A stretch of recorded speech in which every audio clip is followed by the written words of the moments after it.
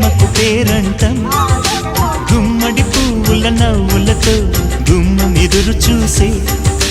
కుంకుమ పువ్వుల మిలమిలతో ఇంద్రధనుసు విరిసే వస్తారా మా ఇంటికి ప్రతిరోజు సంక్రాంతికి గుమ్మడి పువ్వుల నవ్వులతో గుమ్మం ఎదురు చూసే కుంకుమ పువ్వుల మిలమిలతో ఇంద్రధనుసు విరిసే